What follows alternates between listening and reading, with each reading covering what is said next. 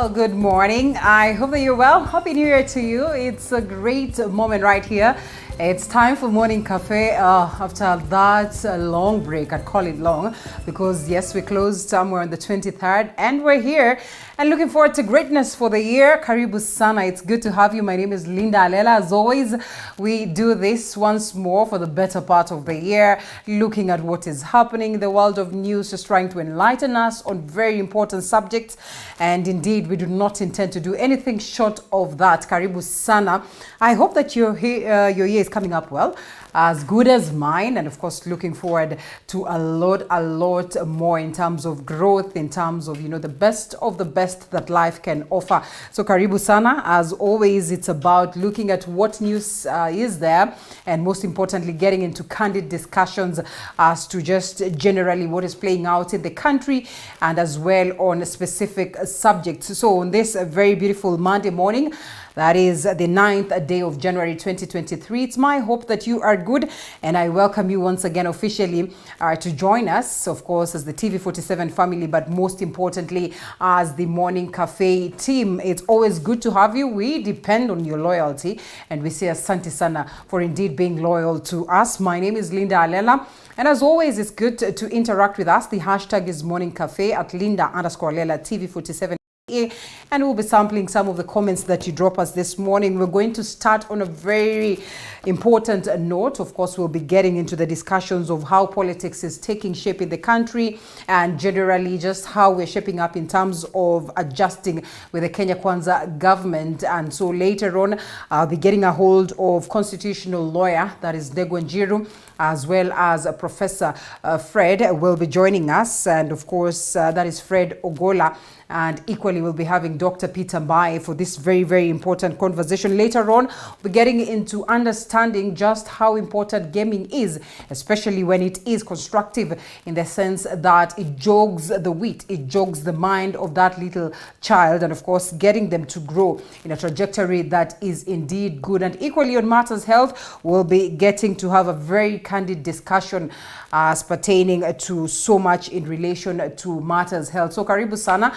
Join us. I'll be telling you what subject we tackle as we continue with the broadcast. And of course, I hope that indeed you be with us all the way to the end. The Standard newspaper, the Daily Nation, as well as the People Daily are the papers that we have this morning. And we take a look at what they detail before we get into the news stories of the day. We start off with the Daily Nation. Yes, just what does the Daily Nation say this beautiful morning? The biggest story is definitely about the question of politics. It's Ruto's power play, and the president concluded 3-day meeting with senior members of the executive in a take-off mode, and lots and raft of matters that have been discussed in this very important meeting. And of course, to us, just making sure that the executive or the entire team then gets to understand the importance and the plans of the Kenya Kwanza government. I mean, having been taken through the manifesto afresh, for them to understand what then the president intends to achieve in his 5-year reign, and just how they can align the ministries to make sure that they are able to achieve some of these things that he envisions for the country. President Ruto has set out the key roles, that is for his key men, putting each in charge of coordination with an arm of government. And as well, we're talking about the Deputy President, Rigathi Gachagua, who's to oversee the working relationship between the national national and the county governments, that is through the Council of Governors. As well, Musalia Mudavadi, who is supposed to oversee the working relationship between Parliament and the executive, and Justin Muturi is supposed to work to improve relationship between the national government and the judiciary. And these are the 3 arms of government. Just how do they work in tandem to make sure that they complement each other, but as well to make sure that none of them then gets into the space of the other, because they are all independent bodies, and therefore the constitution dictates that they function independently. So we're looking forward to see just how then they'll be able to successfully make sure that they synchronize the relationship between the arms of government for the better of the country. President William Ruto's decision, that is to clarify the roles of Deputy President Rigathi Gachagua as well as the Prime Cabinet Secretary Musalia Mudavadi, and also allocate each an office, a State Department, to support their coordination. Then work could see the leaders sticking to their respective dockets, and as well averting friction, which many have perhaps anticipated, if have not then think that of course this is likely to play out. So perhaps this then will bring in some level of clarity, and therefore a clear line as to who is supposed to handle what. And as of course the papers then would detail this morning, evade this sense of friction that would have likely appeared in the event that these gentlemen were not so clear as to what their roles are. And of course, protest over all trucks ban, that is a story as well that has been captured on the front page, expounded on the back page. We're talking about 85% used car imports that make up about 85% of the 2.2 million cars on the roads in the region. And of course, just how important it would be for the necessary adjustments and tracks that are supposed to be done, and how important it would be to make sure that then again we have roadworthy vehicles on the roads, or on our roads today. Big CBC test for schools. And of course, schools will be assessed to establish their capacity before then they are allowed to host junior secondary students. As well, children from schools that lack adequate facilities will be transferred to nearby institutions. This is a story captured on page 2. We're still on that process of making sure that we have the competency-based curriculum, just getting into shape in the best way. And the presidential party accorded the report to the president and wrote and a couple of adjustments that are supposed to be made, and as well proposals that they have presented to the head of state and generally the Ministry of Education. We seek to see just how well then this will be attained. An arsonist who killed 7 family members missed a target. A story captured on page 12. Quite an unfortunate piece right there, and we seek to understand just what really needs to be done so that we get to a society that will not be conducting such heinous acts. To imagine that then such people would lose their lives. And yes, again, they say they did not get to the target. The main suspect, of course, was arrested in Kakamega. That is last Friday. And of course, this man who killed 7 in a stone attack burned the wrong house. That's quite unfortunate report. And of course, as I have said, it is expounded on page 12 of the Daily Nation. And laws promote exploitation of children. This is an interesting piece that has been captured on page 10, just how Kenya's laws promote sexual abuse of minors online. And Kenya has also been indicted as having the worst environment for children, despite doing well in the overall ranking. And this, we're talking about the sexually exploited children, and of course, that are often let down by the criminal justice system. And the global ranking dictates that Kenya does well in worldwide survey. But then again, of course, this is a report that needs to be looked into. We have talked about the laws that are there to make sure that, it addresses the questions of gender imbalance, as well as just making sure that there's that, aspect of justice for those that are abused. And when you get such a report, then it means there's so much that needs to be done so that we get ourselves there. Those are the stories that have been captured on the front page of the Daily Nation. We briefly take a look at what the Standard newspaper speaks of this morning. And of course, the hard reality that is facing Kenya Kwanza, a story captured on page 6 in relation to just how best they'd be able to work around the budget in the country to make sure that we create an economic balance. And this, as I have said, is a story that has been captured on page 6 of the day of the Standard newspaper, speaking on the question of the economy, new budgets where the rubber meets the road, that is for Ruto projects. The best and the finest policies and plans have definitely met or have been met with tough times, and of course just how best will they be able to manage the reality of the budget on a stage to make sure that Kenyans then are able to just stay afloat economically, even as we struggle and we strive to make sure that we are able to meet the budget and the deficits that have been there for the longest time. While the president says that of course he would love for us to evade the question of debt, and equally for us to get to a space where we collect enough tax and revenue for purposes of managing the nation. And that is a story that has been captured on the front page. We leave that aside and take a look at the biggest story. Raila stars Azimio with Uhuru claims, and opposition leader Raila Odinga insists that former President Uhuru Kenyatta has not left the coalition, that is the Azimio One Kenya. But then, of course, the latter has remained silent, throwing allies in a spin. Has Kenyatta tactically dumped Odinga? A story captured on page 4. But just how important would just having the face of Kenyatta be for the Right Honorable Raila Odinga, who perhaps appears as though he will still be on, even when it comes to 2027 on his presidential bid. But aside from it, the biggest task for him is to make sure that he's able to keep his coalition again staying afloat. The Azimio la Umoja One Kenya leader has maintained that, of course, this team then is still in the best of shape. We'll be looking at that as we continue with the broadcast. This as Kenya shines in a children protection report. Kenya has performed fairly well in the latest global rankings, and that is on the country response to child sexual exploitation and abuse. But experts are warning the statistics may be a facade to a deeper crisis. A story captured on page 14 and page 15. We'll be looking at that as we continue with the broadcast. And on the question of murders, this is quite unfortunate.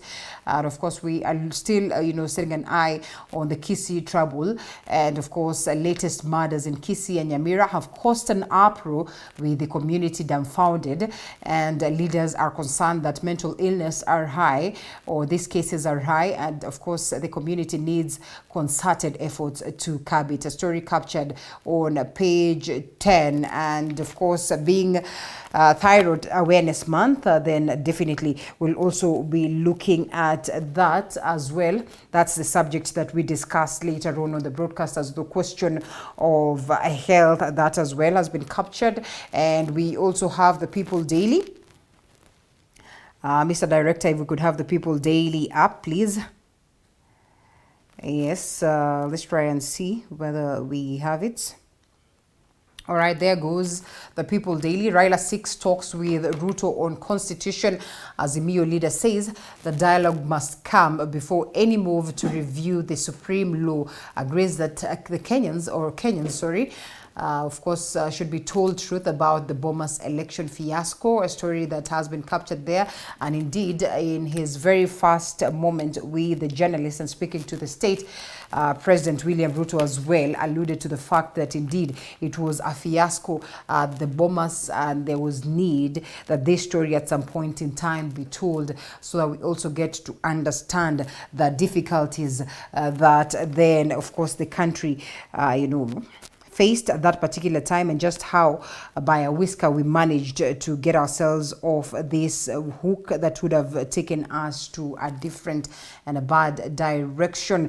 And so we'll be looking to see just how soon the president will get to that space of giving this report to the people of Kenya. But then again, of course, the conversation as to whether we change the constitution or not is still on. JSS schools face to tough new rules, and we also are looking to see just how we're able to adjust. Multi-agency team that is from TSC Education and Interior Ministry picked to evaluate that is the public and private institutions for capacity to offer CBC for grade 7. That is to qualify, they must have, a lab, a field, running water, their own BOG, among others. That is a story that has been captured on the front page. We're talking about 50% minimum score a school must attain before it can offer the JSS curriculum. And we're also talking about 75% school that gets this score automatically.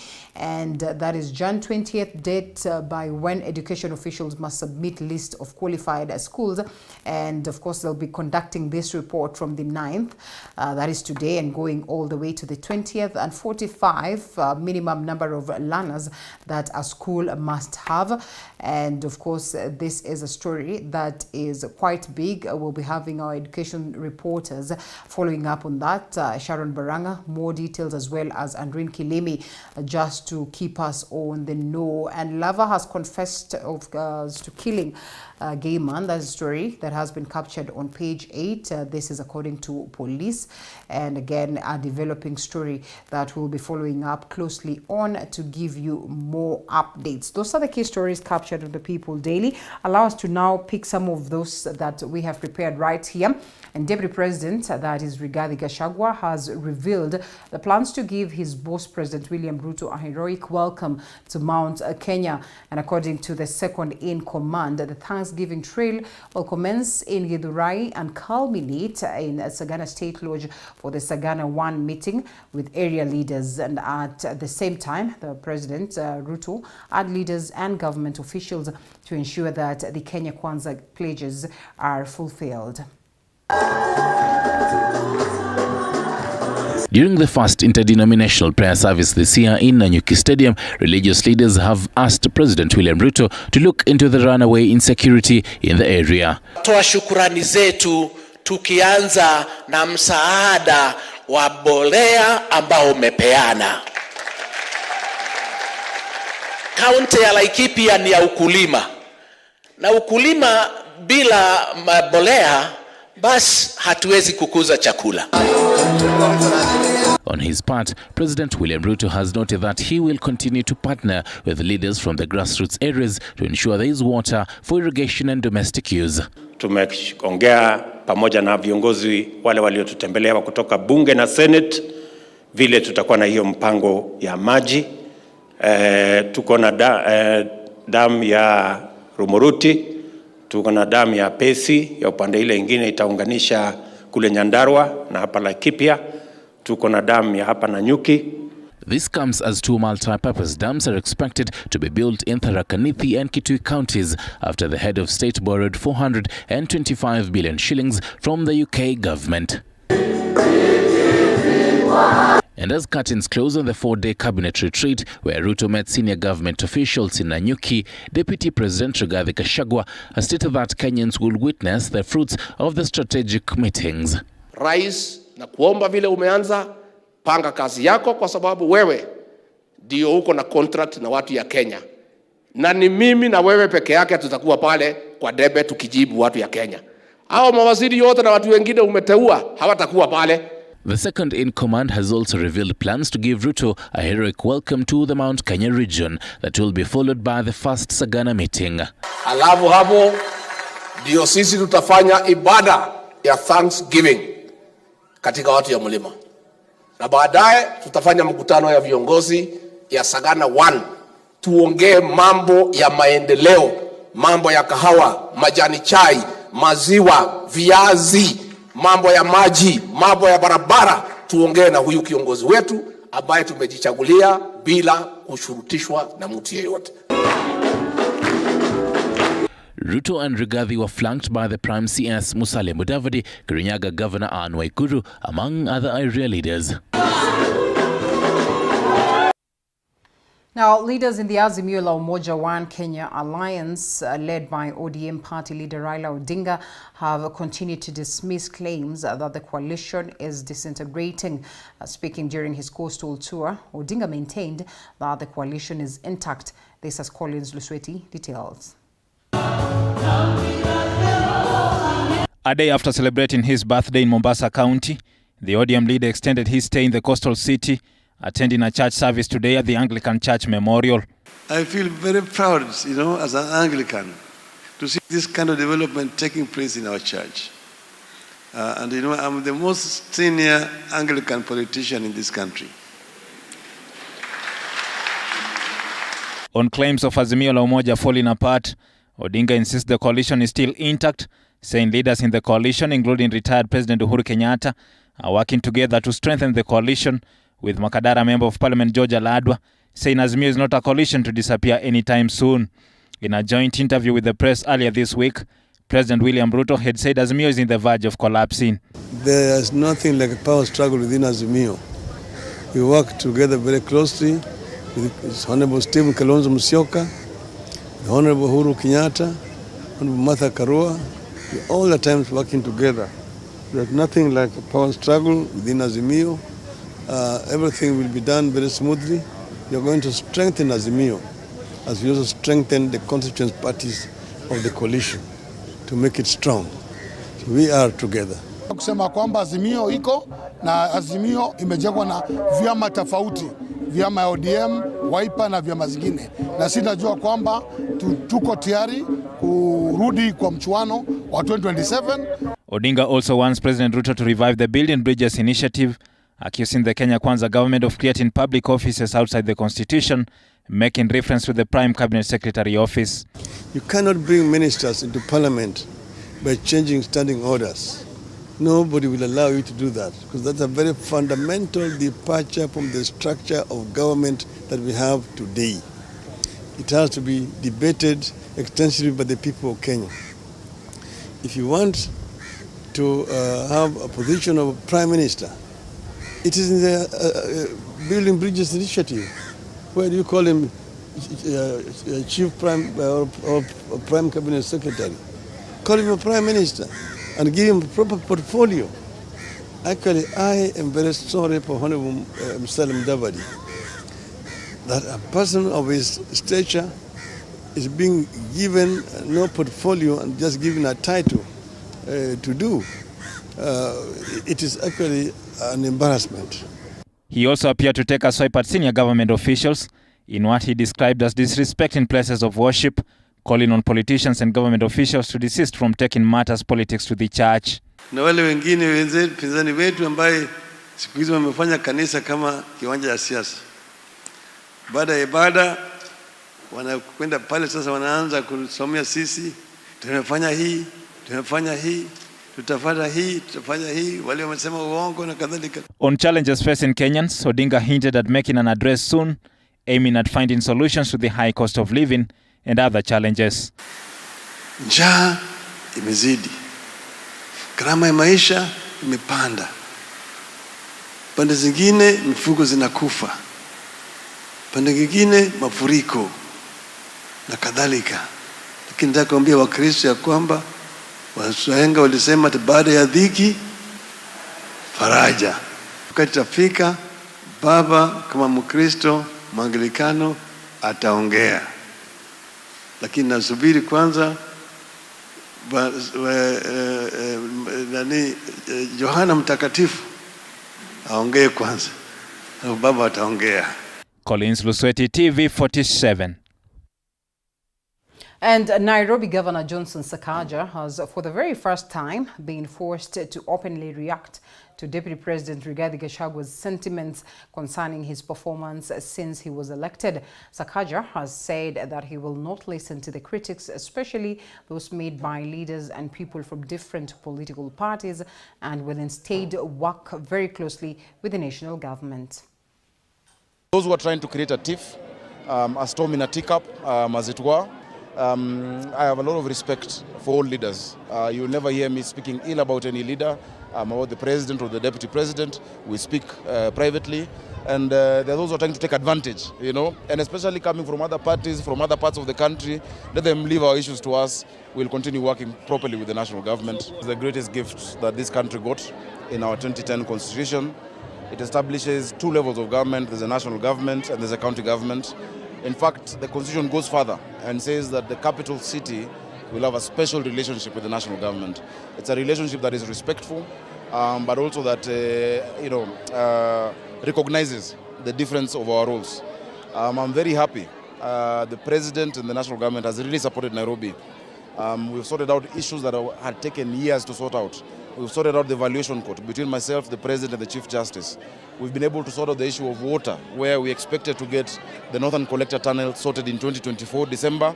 But because of the President's intervention, by mid-next month, actually on the 25th of February, we're going to launch 140 million liters of water per day in Nairobi to sort out the issues of water.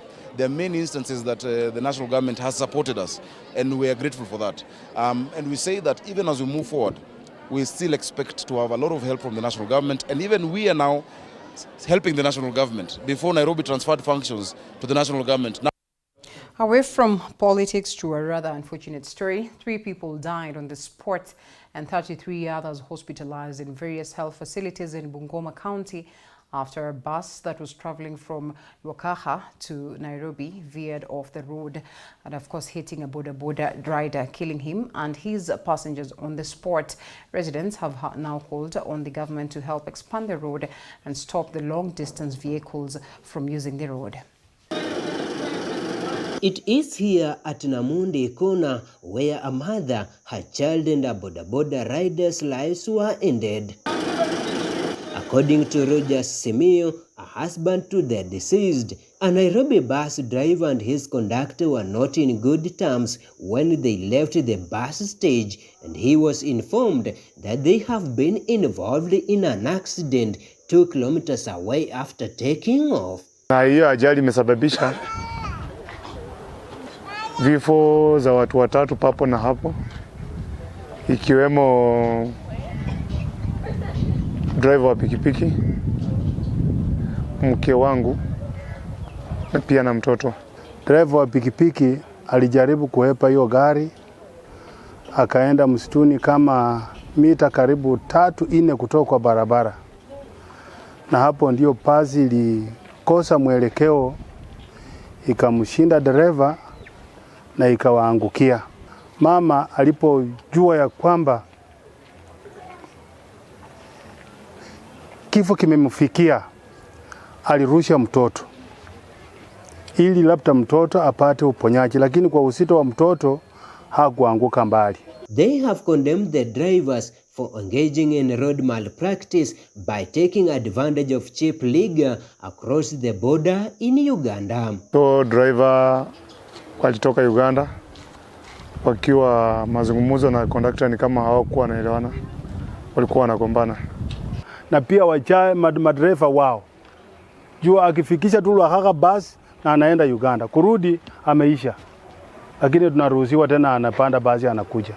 Kusema ameisha unamaanisha nini? Kulewa. Leaders from the area have given an ultimatum of 1 week to the Minister of Roads to expand the road and evacuate long distance trucks from using Lwahaha, Sirisia, Chwele Road. Just order your Kenya people of Bungoma wakuje wapanue hii barabara ili ikuwe ya manufaa kwa watu wa Sirisia na kwa watu wa Lwandanyi. La sivyo hatutakubali sisi kama viongozi, kama watu wa Lwandanyi, tupoteze watu kila siku. While confirming the incident, Area OCPD David Kandie has urged the road users to be vigilant while on transit, stating the 3 bodies were ferried to Bungoma Referral Hospital morgue as survivors continue recuperating in different hospitals in Bungoma County. Wanji Sostin, TV47. For some time now, the construction of Thwake Dam, the largest dam in East Africa, has been going on and is said to cost more than about 82 billion shillings. When completed, its water will be used by more than 1.3 million people for agriculture and also to supply water to Konza Techno City. However, the pollution of the Athi River and other rivers that are expected to channel water to the dam has caused worry about the safety of the water. Our reporter Nicholas Mai followed up on the matter and brings us the untold story of Thwake Dam water source and, of course, how the polluted water might be poison and danger to human life. In Kibra, Nairobi, it is estimated that more than 250,000 people live here, and wastewater from the area enters Nairobi River, which joins Athi River in Mavoko area. It is alleged that the water has been polluted by industrial companies. Hii maji ya Athi River mimi sionagi ikiwa mzuri. Juu hii Athi River inakuwaga na uchafu mingi, juu hata pengine unasaona watu wamerushwa huko. Masiwe nchi inatoka na huko juu ndio inaleta hii madhara. The president came to Syokimau, and that was one of the things that we discussed, and he touched it, and he gave us his commitment to clean Athi River. More than 170 kilometers from Nairobi city is Thwake Dam, which will cost the taxpayers more than 82 billion shillings. We are asking the communities to understand, to be a part of this project.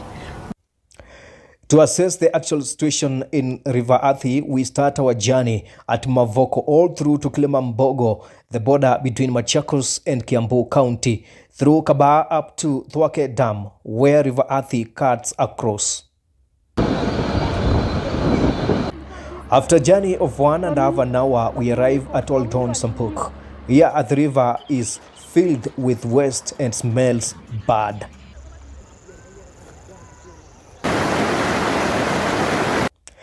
Dominic Wambua is a seasoned swimmer here, but now his routine has changed as the water is dirty and smell.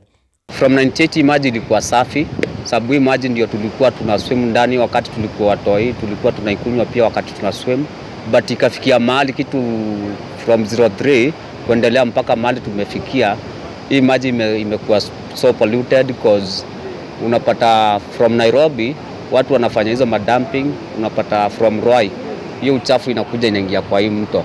Sasa wakati inafika kwa hii mto unapata samaki kama silverfish, tilapia huwezi pata kwa hii river, but zile unapata zile mudfish, zile zingine zinaitwa hellfish ndio unaweza pata kwa hii mto. But there before kulikuanga na samaki tofauti tofauti. Hata mtalii mwenyewe hawezi ingia kwa ile maji sababu hata ukiwa hapa kando hata wewe mwenyewe unasikia inatoa ile smell. Saa zingine unaweza kaa hivi uone mtu anateremshwa na maji amekufa kama 2 weeks ago. Naona na hiyo maji bado ukiangalia sana na uko chini zaidi inatumiangwa na kukunywa na kupika. And when we arrive at Kabaa, the issue of water icing is another problem, and at a close look one can tell that the water color is changing from its normal color to green. Imekuwa kwa wakati mrefu sana na inaharibu juu hata kama samaki yenye tunateka inaleta ni madhara katika miili ya watu. Kwenda hospitali ukitibiwa tu naambiwa hiyo samaki si mzuri na hakuna haja nyinyi muo mnatumia hiyo juu ya hii maji. Juu masiwe nchi inatoka na huko juu ndio inaleta hii madhara. Kupika tunaweza pika lakini kunywa haiwezi kumika. Ukiweka kwa madhara kwa mmea inaweza tu hiyo mmea inaweza tu kukauka ama ibadilike kama venye tunaitumianga tu. Ukiweka fertilizer hakuna kitu inafanya. Lakini mmea yenyewe penye inakuwa kuzaa inazaa kidogo kidogo sana, inabadilika kama inakuwa yellow. For many years, this water has been used for farming, and health experts argue that there is a big danger ahead, such as the issue of cancer-related diseases, with Mwala recently reporting increasing cancer cases.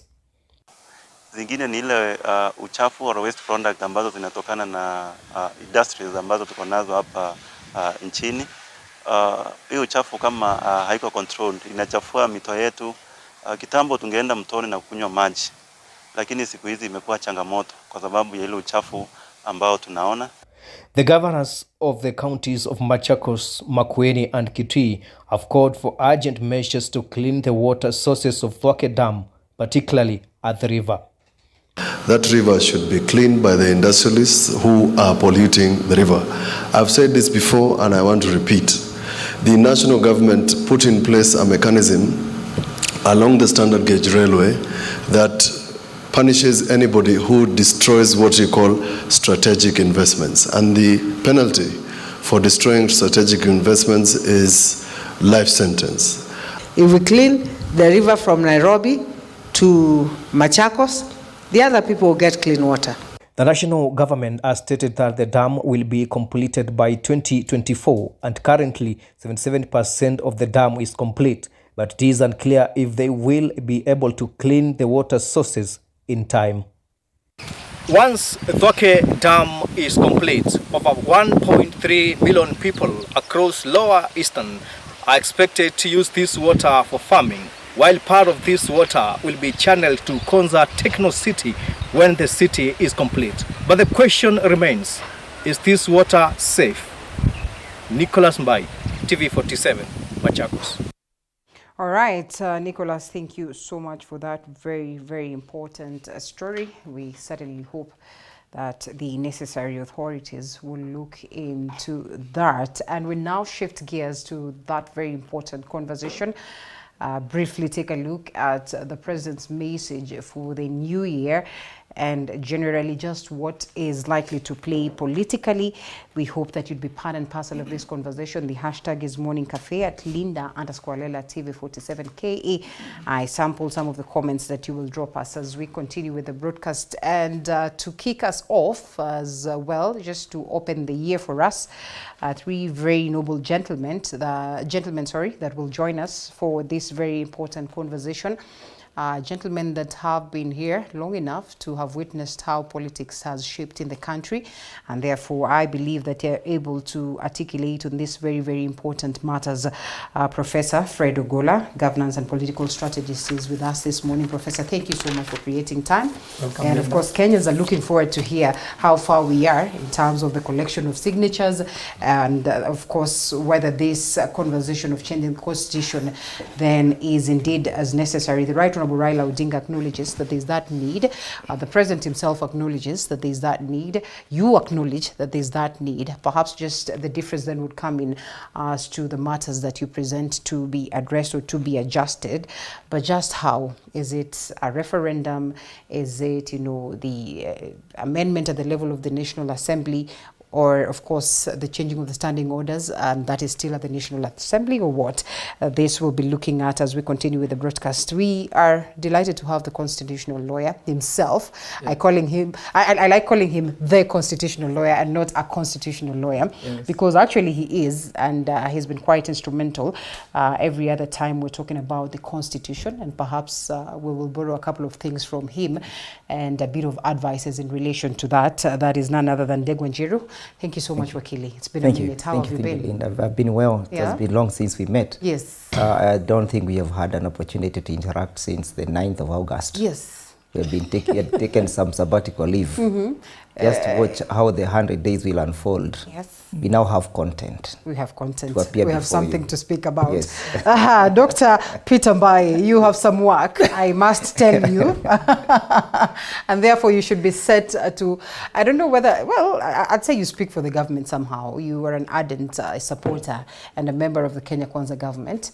And therefore some of the questions that Wakili will be raising here, we hope that you will be able to answer. So karibu sana, governance expert. That is Dr. Peter Mbai as well. Thank you so much for creating time. They had plenty of airtime, because and content, because then it is their government, yes, if not our government, so to speak. So our British clarification, all of us. It is our. Yeah, it's our serious exclusion. It is our government. Yeah. I agree to that, but perhaps with a large stake in terms of being a member of the Kenya Kwanza government. How have you been?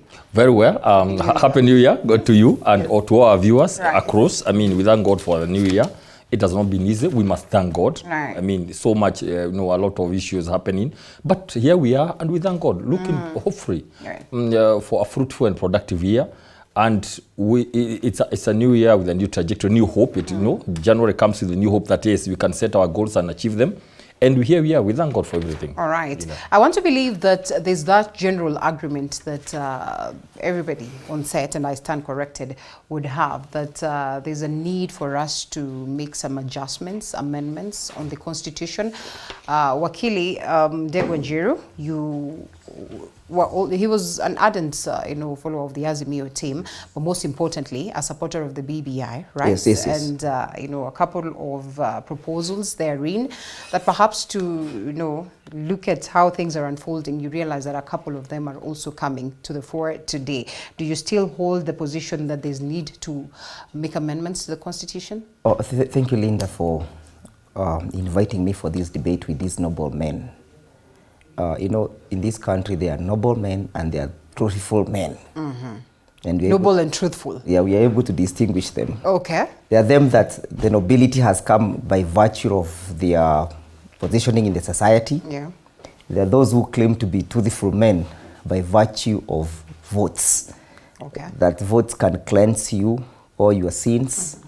And you can become as white as snow. In a political situation, Wakili Ndegwa, don't you think then that your votes, if your numbers really speak for you, then definitely you are noble and cleansed, yes, truthful for that matter? Yes, but you can see, of course, and I don't want to go to that directions because them that claim to be truthful men, mm-hmm.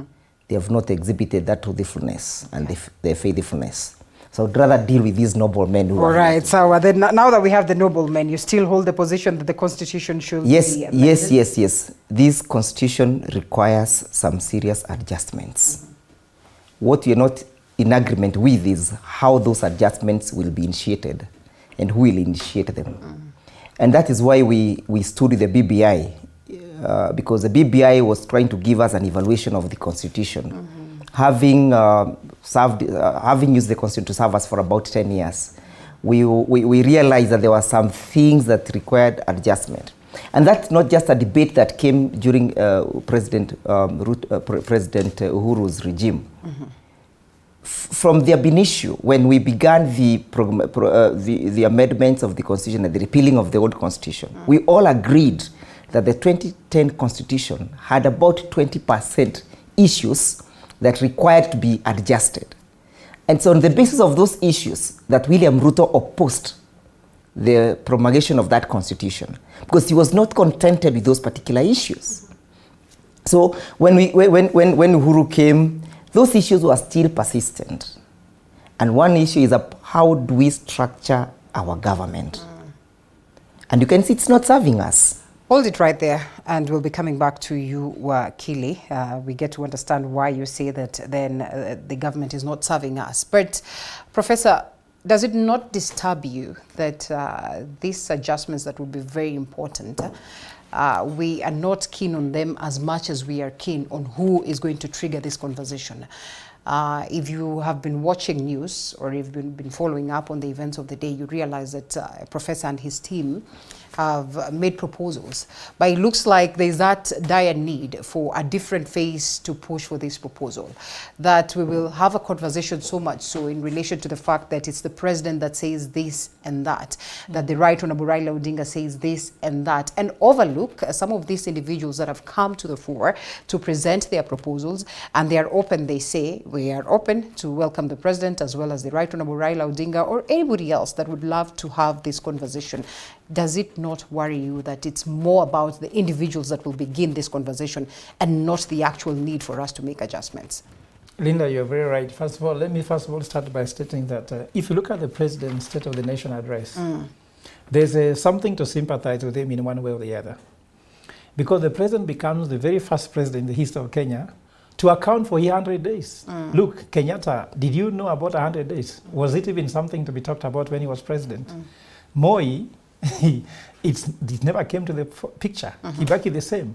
Because Kibaki became president, then it was more about he was sick, so we are focusing on the president's health. Yeah. Then President Uhuru also, there was nothing like accounting for 100 days. But he came there to talk about 100 days where all media houses were listening to him. I think we give credit to that. Let's cut him some slack and agree that this 100 days conversation perhaps has not been instigated by him, but generally even... Yes. That's what I'm trying to say. It became, why did it come? Of course, first of all, he had very, very many high promises that he made. And there was a lot of pressure, and also given the economic context of the country.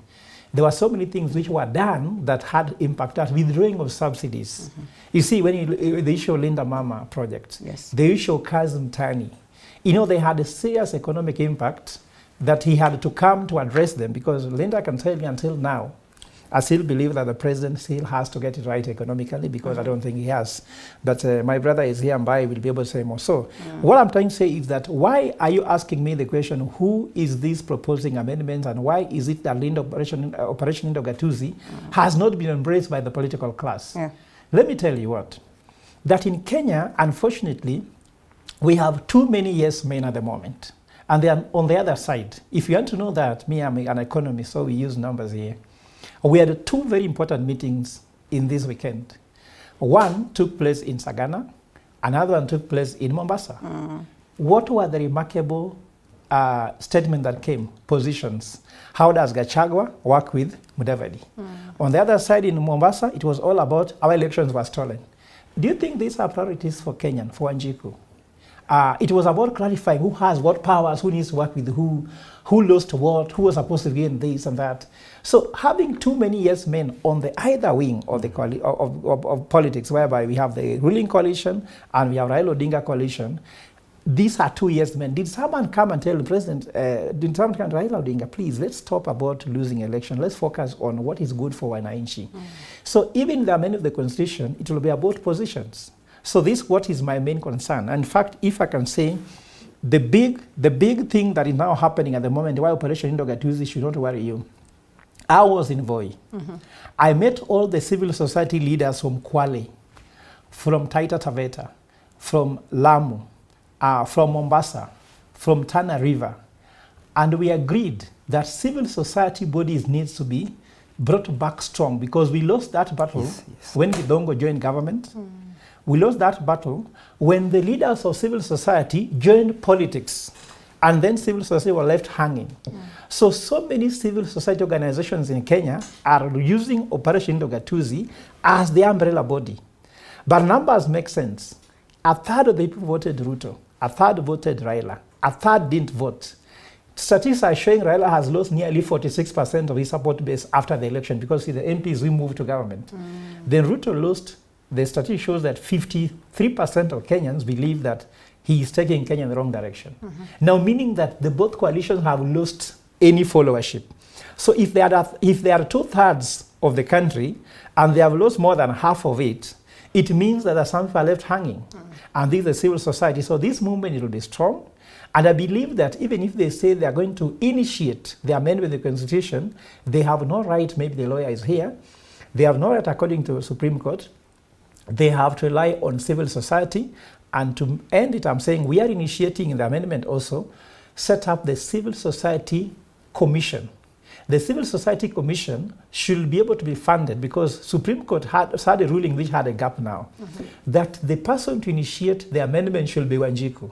Now, Linda, I've spent 3 million. Is the right honorable Raila Odinga Yes, he's not. He's not Wanjiku. Why not? He's not, of course. That one Wakili will tell you. Okay. But let me tell you what. Which Wanjiku will spend 3 million shillings to get a lawyer to draft a bill? Okay. That Wanjiku is federal goal at the moment, isn't it? To move in every county, every ward to popularize the amendments and get signatures, where is the budget? Is Wanjiku's budget enough? So with these challenges, we are trying to look for a commission, and this commission should be funded. And in this commission, Wanjiku can present their appeals, and then they can be addressed from there. Okay. Well, Daktari, then you come in.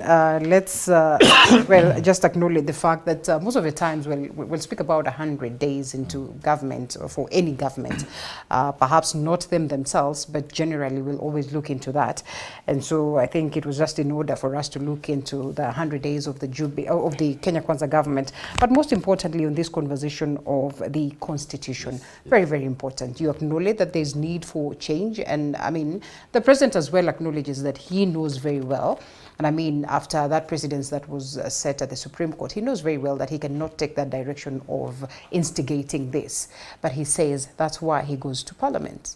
Very important. And by the way, thanks so much. You represented the TV47 family well. Thank you. Thank you. That was very nice. And for that one, in a minute, I mean, he mentioned, he alluded to it. You see, the president is a chief government spokesman. Yeah. It's a time when you feel, look, I need to let people know. and to quell the fears and the apprehension about what's not working and all that. So that was very important. Now, everybody agrees there was 20% from 2010. Now, unfortunately, the attempt by the former president and Raila Odinga with BBI, there were other political issues molded into the idea of, because now it's a new year, we need to be very candid on the direction we want to take up to December. There were some other political motives to now put, yes, there's some constitutional, some this is a political things. Process, Dr. There was some legal, but then there were mixed up so many things inside. And I want to be very clear. That's why the formation led by Dr. Ruto, the DP then, felt that there is something more beyond the honest thing of let's change the constitution. For example, the official opposition, where the former President Kibaki really honed his skills, was when he was the official position. From 1987, remember, the one time when there was just one party, and he did it very well. I mean, when there was that issue of the former President Moi. But then, it died. But then people felt it must come back. Now, look at the issue, quickly the issue of the constitution. Let me give an example of the additional constituencies. Mount Kenya was told 17 more. So now, IBC, which was supposed to carve, was denied money so that the matter was made into BBI. And people are convinced that you cannot get new constitutions except BBI, which was not true. Look, so it was mixed up. I'm just saying that in passing. It was mixed up so many things. Now, let's come here now because we are here. I wanted to clear that. Every time we talk about these things, everybody reminds us, everything was in BBI. Please, let's stop the issue of BBI.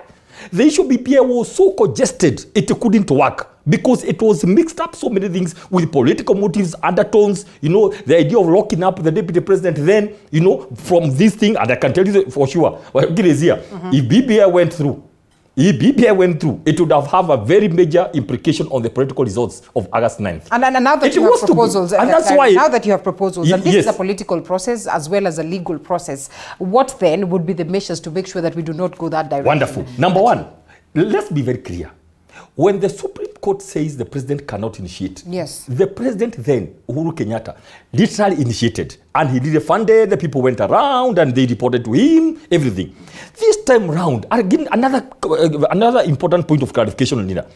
The president has not initiated anything. The president as an individual has proposed to parliament. As we speak, no. There is a big difference. Let me clear this. Okay. As we speak today, the matter is in the committees of parliament. You agree that this is quite a danger and quite a thin line. And I mean, if it gets to court, you will be challenged to just explain what is the difference between a proposal and initiation. I've spent a lot of my years studying and practicing governance and leadership. And I'm so particular on structures of government. Very particular, because once you get it right, it can take this country for the next 20, 30 years when all of us will not be around. It's very important to adhere to structures. And that's where, therefore, then, I think we need them to sit down and agree whether what the president did was initiated. Because what he did as an individual, I want to give you an example of two that, okay?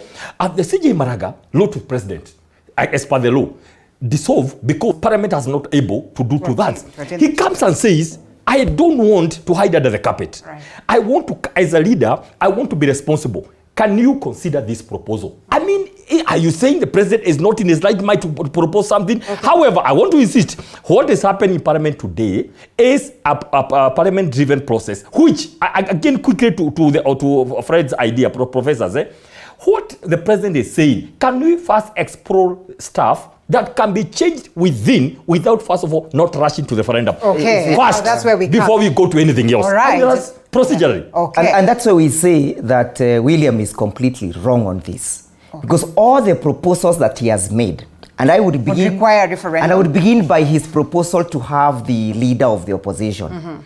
First of all, he proposes that office of the leader of opposition to be anchored under Chapter 9 of the Constitution. Chapter 9 of the Constitution, anybody who has bothered to read, and I implore upon you to open read, that, yes. It deals with the executive arm of government.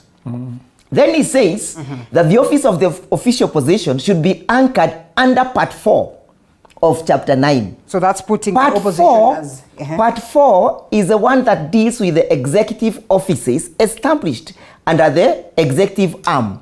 So he says that the office of the official opposition should be anchored under chapter 9. The question is, are we creating a puppet, and are we creating an opposition office that is an extension of the executive? That is one. Two, he does not understand that Parliament cannot create that office without affecting the structure of government that Dr. is talking about. Because when you create the office of the official opposition, you are completely having a paradigm shift from the pure presidential system that we have to a parliamentary system. He's not telling us how to go about that. Secondly, you cannot create that office without touching the functions of Parliament. And the moment you touch the functions of Parliament, and Article 255 of the Constitution, you have altered the functions of Parliament, and that requires a referendum by Wanjiku. Let's come to the question of the unconstitutional proposal that he's making of the members of cabinet appear in Parliament. I think that is ridiculous, but I grant him. And the Right Honourable Raila speaks to that. If we can get that bite, please. Yes, I grant unto him, because William saw in a constitution that he has not read, does not understand it, he does not support it. That is why he is mutilating this constitution by deed and actions. Is that not... he has actually amended the constitution. That's misplaced. Let me finish my submissions. Yes. We shall grant unto him the right to reply. Okay. When he says that the members of cabinet should appear in Parliament, under what circumstances will they appear in Parliament? Just the standing orders. The standing orders cannot amend the Constitution, because that will be amending the Constitution, because we have a pure presidential system with the clear separation of powers. And the clear separation of powers is what the professor will tell you, and Dr. will tell you about what Montesquieu speaks to. He speaks about choosing the system that you want. You have the liberty, but you cannot have the cake, your cake and eat it. So at the moment, to the extent that he proposes that the members of cabinet should appear in Parliament and answer questions, he has already amended the Constitution. And I grant unto somebody called this guy of leader of majority, what is his name? I pardon him for failure to understand the Constitution. I know he's a constitutional amateur. I grant unto him that sympathy that he does not understand. Because you cannot, the National Assembly, yes. You cannot amend the Constitution by actions. And if Kenyans are not they're not going to stand firm, like the process of the Linda Ugatuzi system, this Constitution has begun the process of amendments in their absentia, and William has usurped the people's power. And of course we have chapter 9 that speaks. Thank you very much for bringing Wakili, because that was my submission. There is what is called the basic structure doctrine. And that is the very basis upon which Supreme Court outlawed BBI. And the president wants to walk that path. And for me, what I would tell the president, that getting it wrong is not bad. All of us have got so many things wrong, myself too. But Kibaki also got it wrong. Remember when Kibaki started appointing some positions and he was told they are unconstitutional, he withdrew them and followed the process. And that did not make him less president. Uhuru also swallowed a few humble pies. Let him swallow this pie and realize that let us just follow the process. In fact, changing your mind does not mean you're stupid. We know the president is a brilliant man. He is a PhD holder. But ability to change your mind is an act of brilliance. So I would urge him just to change his mind and now consult constitutional lawyers and follow the process. Then second thing I want to put across is that I have walked through, like when I was in those counties talking to people, Linda, if you look at the statement which was made by Mudavadi in Sagana, he's saying that the government belongs only to one person, William Ruto. And you are telling us here now, Mbai, that Kenya Kwanza government for all of us. He said it. That is the chief prime cabinet. Acknowledging he said it. The government belongs to one person. And holding an don't you think Mudavadi is holding an unconstitutional office. No. Professor,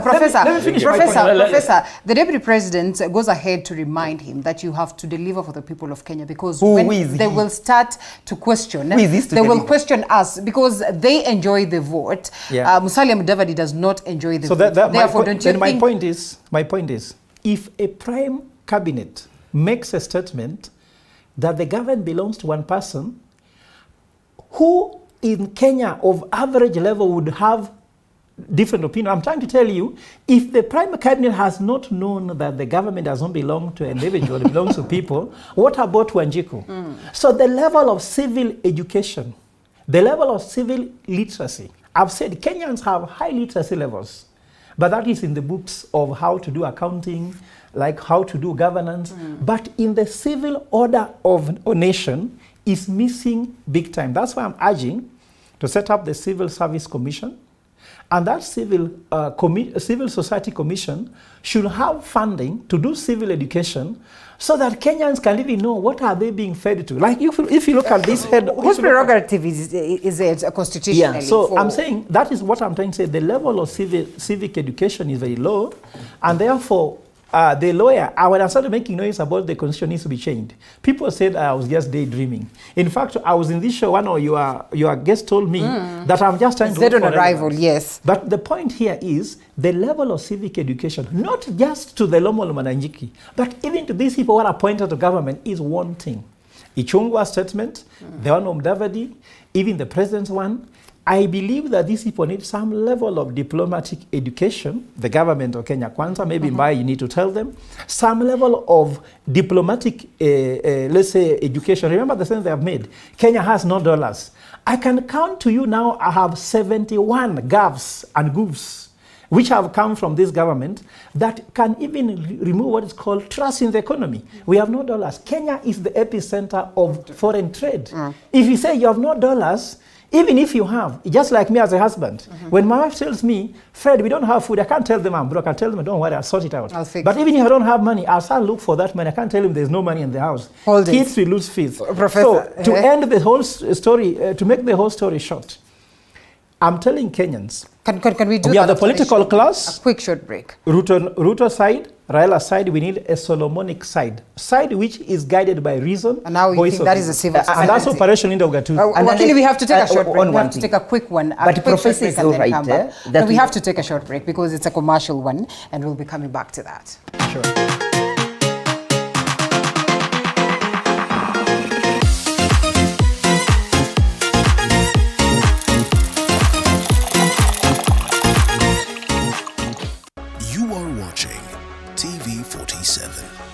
The home of untold stories.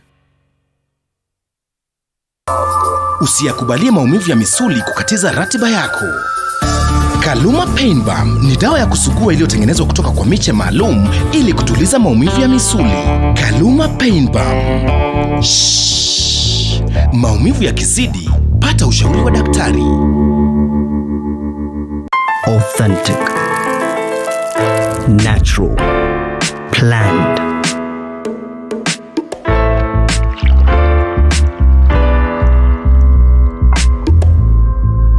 Transforming.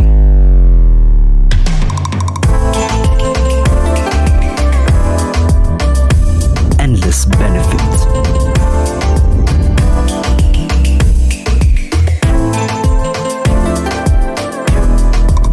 Slaty, purely Kenyan. Buy now on Jumia or Amazon.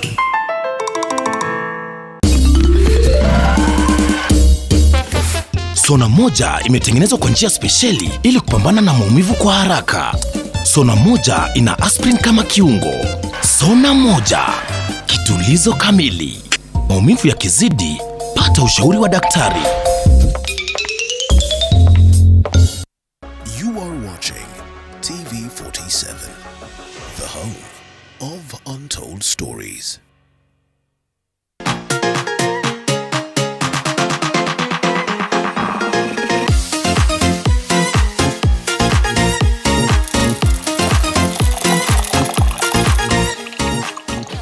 The conversation is still on. Professor Fred is with us, constitutional lawyer, and Wanjiru, as well as Dr. Peter Mbai. Daktari. Yeah, thanks so much. I was saying first, it's good to put things in context.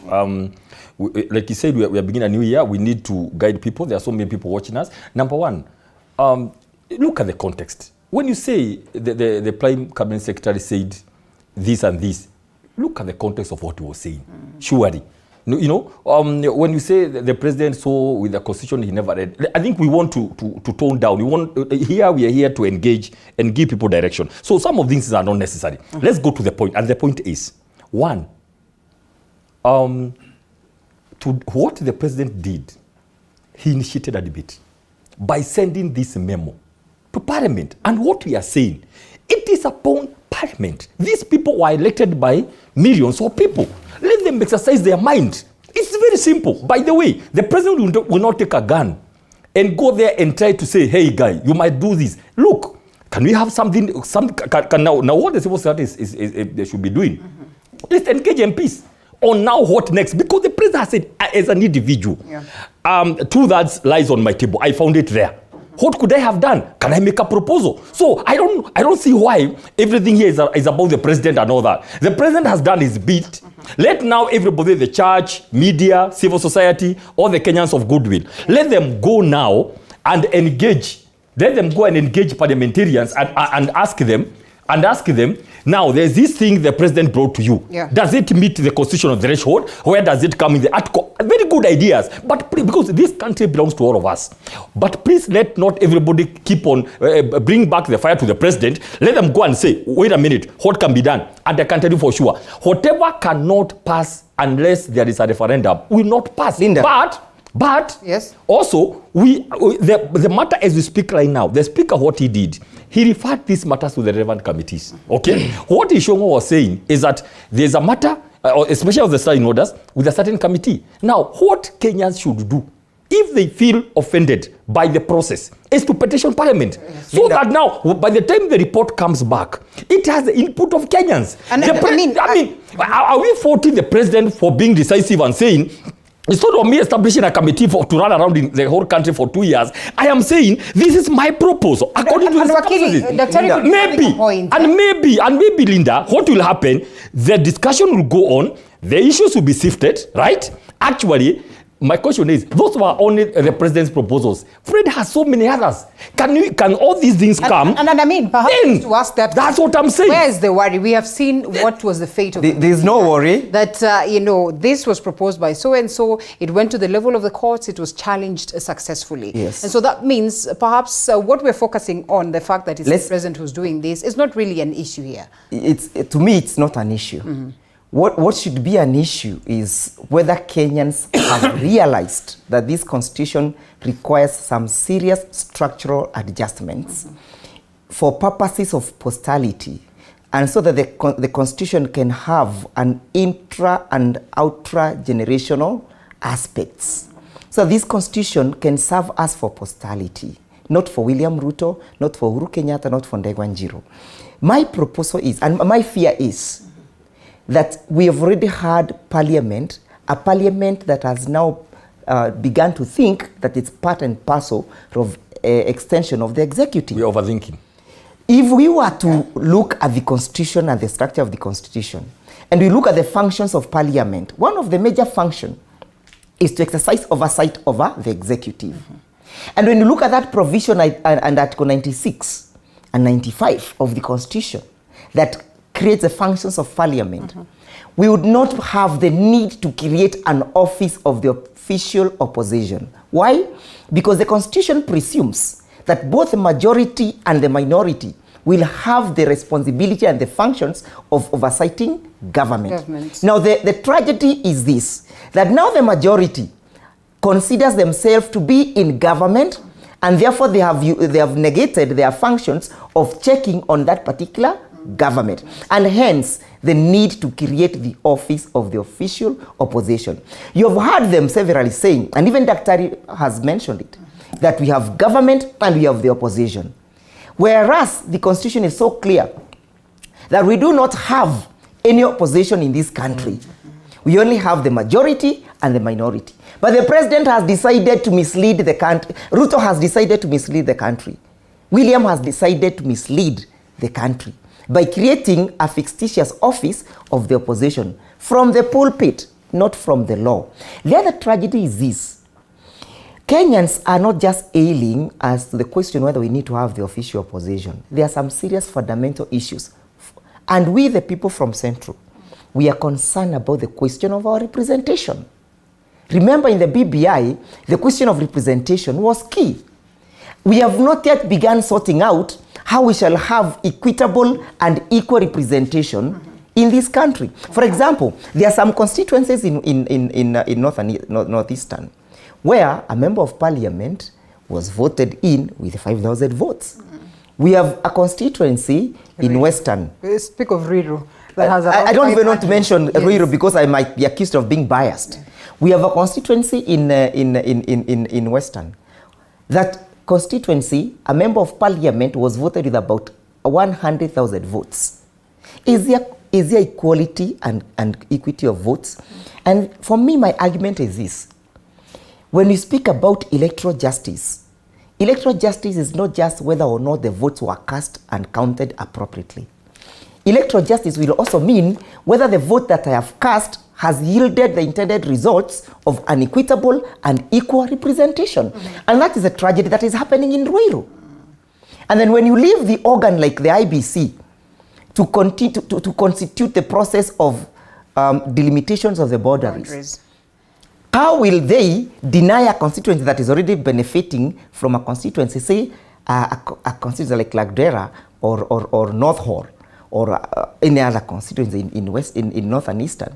How will you tell them that you do not deserve to retain this constituency? We need to get this constituency from you and take it to Ruiru. Yet the Constitution under Article 27 is so clear that we have to have equal benefits, equal enjoyment and protection of the law.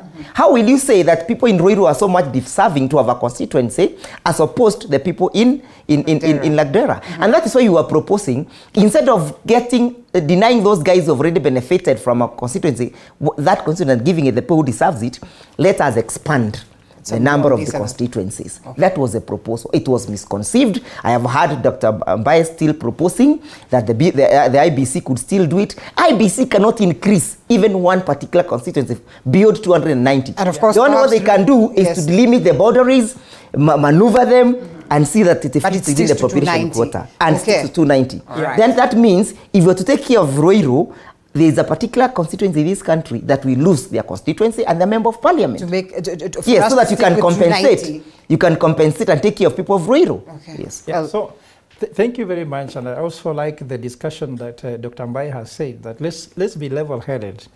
And as an economist and a governance expert, I also want to do that. Dr. Mbaye, if you look at the president's memo, which is on page 6 of 9, he states there that I've encouraged the 13th Parliament is very much alive to the imperative of the movement and has already taken up an issue through Constitution of Kenya Amendment Bill 2022. Which bill is that? Who knows that bill? Isn't the public? That is initiating amendment through the back door. It's wrong. Because when you're telling me he has not initiated, I'm reading from his page. This is his document. It's on page 6 of 9. Of the document. Yes. Which means there's a hidden bill in Parliament that Wanjiku is not aware of. So, Linda, according to me, because for me, I'm the civil society, we have 4 estates in Kenya. The first estate, the public service. The second estate, the private. The third estate is the civil society. The fourth estate is you, the media. I want us to change a proposal on which the third estate can be given a platform, and the third estate can help the public-private to amend laws that can govern this country. Because Raila Odinga has done a great job in the constitutional proposal process. No one will tell you don't know what Raila's mind is. He's spoken it for many years. Running for president 5 times, he has had at least 5 manifestos. He's had constitutional forums, very many of them. We, the civil society, can collect those information, sit together with the president, sit together with him on the same table, and tell us what do they want. And for us, we shall do it in the interest of Wanjiku. If at all Kenya Kwanza government believes that the government belongs to Wanjiku, but not William Ruto. But if it belongs to William Ruto and the cabinet secretaries, then they'll stop us from doing that. I would tell you, when I was in Taita Taveta, the biggest issue they have is that they have low population. 60% of their land is national park, which is Savo East and West. The Savo Park generates $60 billion Kenya shillings a year. They don't get anything close to 10 million $10 billion, the 10 billion Kenya shillings a year.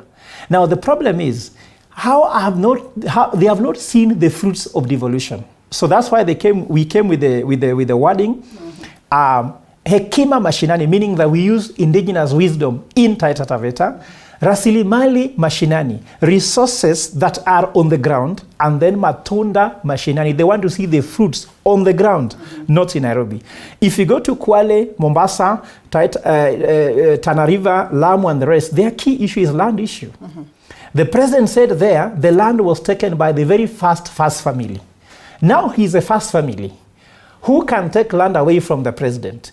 Let him go and address those issues. So the constitution has got, every region has their issues. For example, Central is talking about the equal representation. If you go to areas, for example, in Kakamega, the Western Circuit, there's a serious issue we're having here. In that, in the Kakamega, the Western Kenya, these people plant things like beans, green grams. Do you know what's happening? All supermarkets in that area are repackaging those grains. When they do repackaging and brand them using the name of the supermarket, these grains are being imported, being repackaged in the name of a supermarket, killing the local farming in those areas. So I'm trying to say everybody is hurting somewhere. So people who are hurting are the people in the local areas. Let us have what's called devolution. The issue of sending money to the local. Just allow me to explain. For you to get money disbursed in the local nowadays, after they have delayed, you write a concept note to the treasury. Why do you have to write a concept note to treasury, pleading with them to devolve money, which is constitutional? This which is what they say they seek to address. Yes. The pending bills are 160 billion in the whole counties. Wage bills will be going to something like 80 billion. People who have worked have not been paid salaries. Don't you think something will come out of the retreat that is there? So I'm trying to say, Duarte came with Operation Indogatuzi to ensure that resources were supposed to be devolved to the local regions, not devolving corruption. We want resources to be devolved. You know, when they are pending bills for 160 billion shillings in devolution, what does that mean? That the citizens offered their services and goods and was not paid. Yes. So that means that instead of sending goods and sending resources to the citizens, you are taking away from what the little they have and taking back. And those are the key problems. And these are the issues. 1 minute before Daktari responds, so that Daktari and Professor, and I appreciate the submissions, so that when Daktari responds, he will look at the memorandum by William, and I want to read out to him the memorandum dated the 9th of December. He says, and that is my fear, I am sensitive to the current state of our nation, which is settling down after a long season of vigorous political mobilization. For this reason, it is important that we endeavor to pursue only those pathways to institutional change by means which do not entail the resumption of disruptive and potentially divisive mobilization for a referendum or a campaign. The proposal set out above, in my considered view, satisfy these critical prudential safeguards. He's telling you we do not have to go that to this referendum, that these proposals we are making, Wanjiku will not have a way to it. Prescriptive. That is what he's simply saying. We'll come to and that is why I'm saying yes. William does not appreciate this constitution. But wait a minute, before you... And this is him saying, he has already given the directions. That is why the praise and worship team, led by Jongwa, will simply say that you can bring the members of the cabinet into assembly through change of the standing orders. Why? Because their choir master has told them that is where they want it. And we'll come to that. And it's a very sensitive for you issue. To respond. It's a very, very sensitive issue. But Wakili, once again, in relation to what it is that Professor speaks of, that perhaps there could be a bill that is, backstage and the people are not privy to this. We need to understand just how open should a bill be to the common mwananchi, and at what stage can we now confidently say that... All bills. Yes. All bills. Yes. Whether they relate to the amendments of the Constitution or not. Article 10 dictates that there must be public participation. Yes. There must be transparency. Just how often is that? You see, the reason why it is not is because we do not have a functional parliament. Yes. The parliament that we have is not functional. It does not appreciate its position of representation. Okay. What happens is, when any government is elected, and you have the majority of the majority of members of parliament, they incline towards that government, the executive, and they fail to appreciate their role or their function of representation. If we had the functional parliament, it would occasionally be prudent for them to realize that every aspect they do must reflect Article 1, which provides that power belongs to the people and they shall exercise this sovereignty in accordance with this constitution, but they have delegated that power to parliament. Parliament will not become a dictatorial parliament as it is now, because we have what is called parliamentary dictatorship. That's why they are saying we can amend the standing orders, bring the members of cabinet into assembly without having to revert to Wanjiru. I think what I'm reading, and I'm happy to see the Wanjiru, and he said very well, he was preparing content, and now he feels after those months, he now has content. But we need to put it into some good level. First of all, let us stop demonizing the working relationship. And I will say this so many times. I don't understand why, when the executive is working seamlessly for the benefit of the people between the judiciary and the legislature, it becomes a big issue. People want to see fights everywhere. People want to see blood. Look at the paper that you have, the Daily Nation, on the front page, that speaks of what the president, and I mean, this is during the retreat. He says that, well, Rigathi Gachagua, please handle devolution or handle the counties. Please, Musalia Mudavadi, could you please come in then to handle the National Assembly? And of course, we have Justin Muturi. Could you please make sure that you handle the judiciary? And therefore, we need to have this those division of labors are very toxic for this country. Let me very toxic. Again, as this is important again. We must agree. Even if it means all of us going to a workshop and agreeing what is the structure of government and working relationships, we need to do that in this country. Please. He's talking about relationships. Because this is government. When you go to the village, judiciary, MP, and the president, we all go with government branded vehicles. You are Serkar. It is government. Only that there are various levels. The constitution is very clear. Intergovernmental relationships. Working together. So please, let's be very clear. And please. Hold on a minute. Okay. Now, let me repeat this for the last time. There is no problem at all with the government organs working together, so long as they are safeguards. There's a serious problem. Listen, so long as they are safeguards. I will say this again. There is no problem. I don't understand why people want to see the moment the president wants to do something, there's an uproar in parliament, in the judiciary.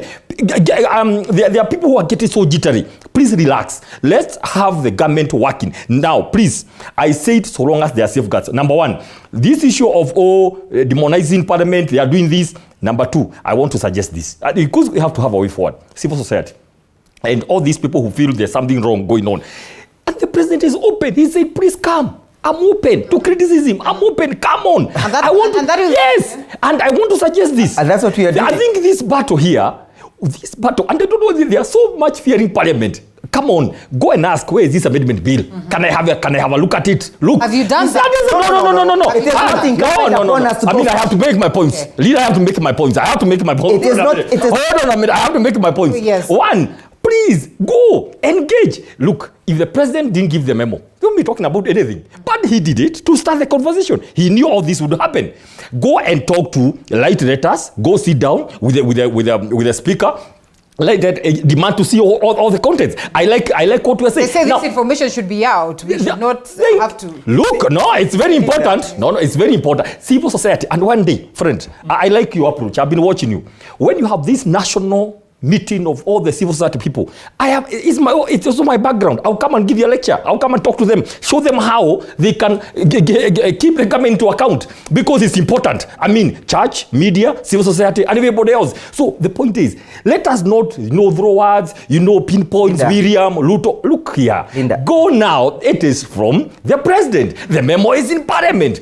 Go and fight your battles there. So that now you can go and do a presser and say, this is what we have read the memo. This is what we are telling our members of parliament. They were voted by the people. He has an MP from where he comes from. Everybody has an MP. This thing is in parliament. Can we learn to engage institutions at the level where they are? No. Let me one more point. Let's agree on this. There's something he said, and please read that for the benefit of this discussion. He mentioned something which devolution is a whole idea. We may not exhaust it here. Yes. Because there's this confusion about pending bills. Linda, when you talk about pending bills, I've been a member of the county government. Most pending bills is money that was budgeted for, but by the end of the financial year had not been paid. It does not necessarily mean it's in the budget. It doesn't necessarily mean that money is nowhere. It's only that it was not paid to the contractor, but that's another discussion. But if it's budgeted for, why is it not getting? It was not paid because of the rent. Now, what we're talking about, what we should be talking about is the process, the rent, the time comes, the process of getting a contractor and paying back. That's what we should be working on in the counties. By the time the money comes, the process, procurement, the work is done and paid. By that 10th of June, if it's not paid, the money is put in as a pending bill. That's another topic we can discuss on. But now, because people are watching, he mentioned something else which is important concerning representation. Now, this is what we are saying. It is true. IBC cannot change the number of constituencies. What we are saying, therefore, because there is a CDF Act, again a proposal, we are saying, Loiro, you don't have to add constituencies, but give money commensurate with the population. More in the CDF. No. In the CDF Act. Look, we have to be talking here. And we are saying. And I want to respond. That's what I'm saying. He said it. I'm just bringing it back. Yes. The proposal we have, so that it's very clear, so that we can clear this matter once and for all. About representation, we are saying this. In the CDF, instead of now going to add more MPs, do you need more? That's another question. But we need more money. So that the reflection of that Lamu constituency or whatever that has 20,000 against 300 in Naivasha, for example, or Ruiru, or wherever, we peg the amount of CDF allocation to the population. Does the law provide for that? Now, that is why there's a proposal. Okay. That's why there's a proposal in Parliament. Right. You see this proposal in Parliament. Yeah. The proposal in Parliament that is actually spearheaded by the Member of Parliament of the constituency I hail from, is itself misplaced. He's proposing to amend Article 204 of the Constitution to anchor CDF under that provision. Article 204 of the Constitution provides for the equalization funds. If you look at the equalization fund, it's an affirmative action fund that was supposed to be pumped to the most unfortunate and marginalized counties and counties to uplift their status to a certain level until, and then the other factor that you must remember about 204, Article 204 is that it's a sunset clause. It's a sunset article. It was supposed to survive for 20 years. Subsequent to which, if the affirmative action the counties will have been elevated to the same level, that funding stops. So that you may not pump money to those constituencies and then start discriminating others indirectly, marginalizing others indirectly. So what my Member of Parliament does not understand is that Article 204 will have its death or its demise upon the expiry of 20 years. The question is, and the constitutional question, what will happen upon the setting of the sun and Article 204? Secondly, he does not understand that, and he has not internalized the Supreme Court decision. The Supreme Court decision stated that you cannot create a function for Parliament that is outside Article 96 and 95. Because when you say that the Parliament should handle money, you are simply interfering in the process of devolution, and you are creating an extra function for Parliament to execute, to have an executive function. If you create that extra function for Parliament, Article 255 tells you that you must go for a referendum. And you can see what William is saying. William is saying, amend this constitution. I propose you amend it without having to go for a referendum.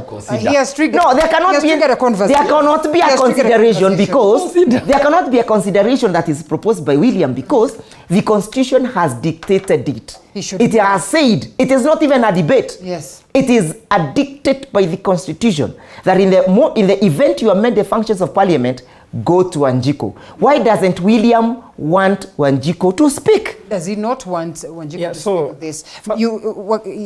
Professor, I have 2 minutes to take a break. Can we manage with that? Yes, I'll do 2 minutes, then you'll give me more time. Now, what I'm trying to say in short, very clearly, it's easy to be told, come to me and engage, and there's no platform.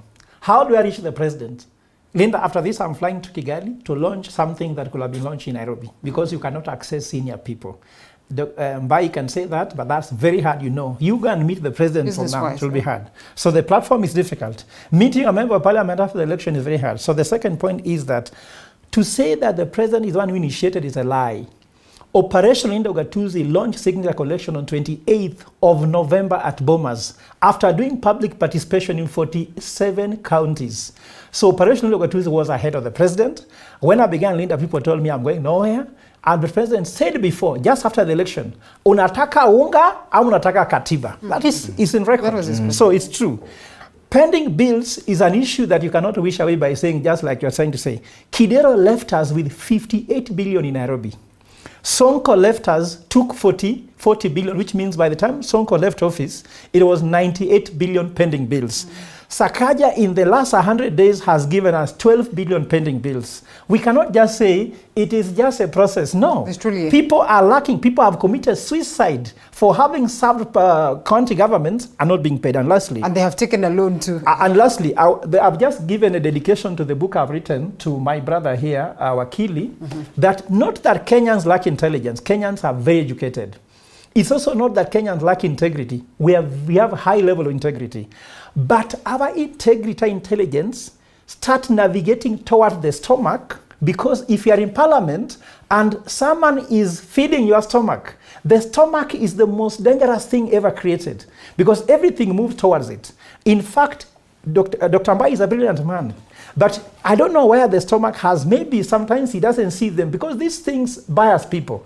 The stomach is dangerous. Even my son, if I give him 100 bob and tell him, go and play in the house, he will take it. But he will give me my freedom if I give 100 bob. Hold it right there. We'll be coming back to that. That is very serious. I know we haven't got the book, so perhaps just allow him to tell us where we can buy it. No, we need it. I think after this break. I think this is very dangerous. After this break, we have to take a break.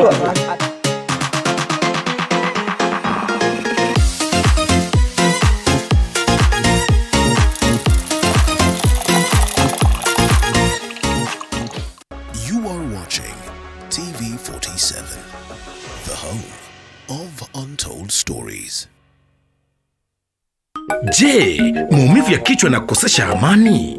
Kaluma Strong hutuliza maumivu ya kichwa, maumivu ya mwili na hata huondoa joto jingi mwilini. Kaluma Strong ina aspirin kama kiungo. Maumivu yakizidi, muone daktari. Are you looking for a distinguished institution of academic and professional excellence to kickstart your career? Then join KIPS Technical College, a top NEC, CASNEB and NEET examination center in Kenya that is fully accredited by TVET Authority with over 90% national exam pass rate. We offer high quality, hands-on training in engineering, hospitality, tourism, journalism, ICT, business, accounting, hairdressing and beauty, health sciences, community development and foreign language, and have placed over 26,000 graduates since 1994. Our state-of-the-art equipment, well-equipped workshops, indoor and outdoor sports facilities make us the preferred choice. During my training, I was able to become a SCIPS, which has helped me to achieve my goals in community development. Admissions for January 2023 intake is ongoing. For more information, call 0720-813-113 or visit any of our 6 campuses located within Nairobi. KIPS Technical College, your sure path to success. Hey!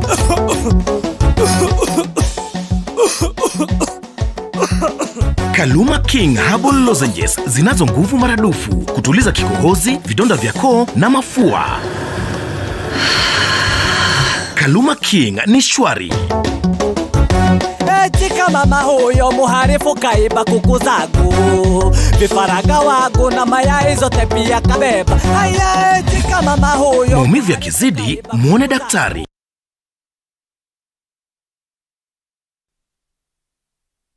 You are watching TV47, the home of untold stories.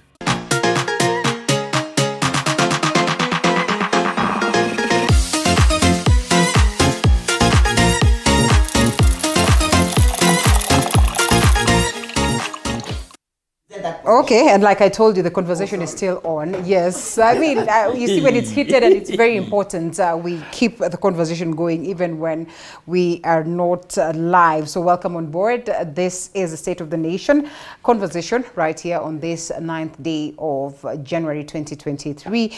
With us in studio, we have Professor Fred Ogola, as well as constitutional lawyer Degwanjiru, and Dr. Peter Mbaye, who's a governance expert. And we come back to you, Professor, briefly. Yes. And perhaps ask the very same question that Daktari has been asking. Just why, or have you gone to Parliament to perhaps set a pace as to this very important conversation?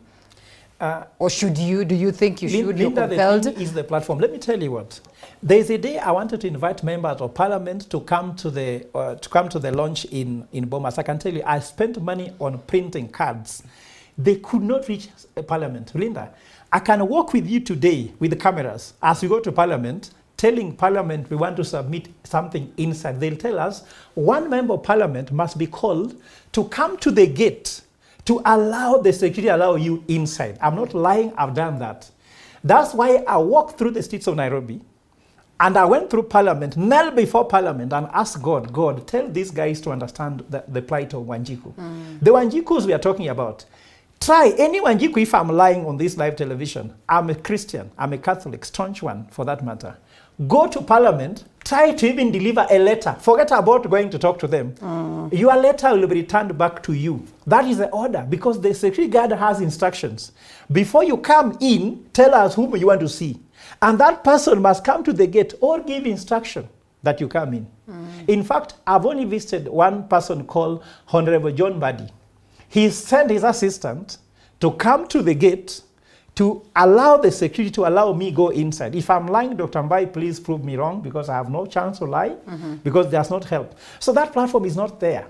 When I invited them to come to Bomas, I sent invites to all of them. I even tweeted with the Office Attorney General. They are there. Those documents are there. Written, I have letters referred. I even asked IBC to come and give direction on the process. No one comes. Look, I go to Bomas of Kenya, book the law hall. It is my money. Request for them to come. They don't come. But the civil society came.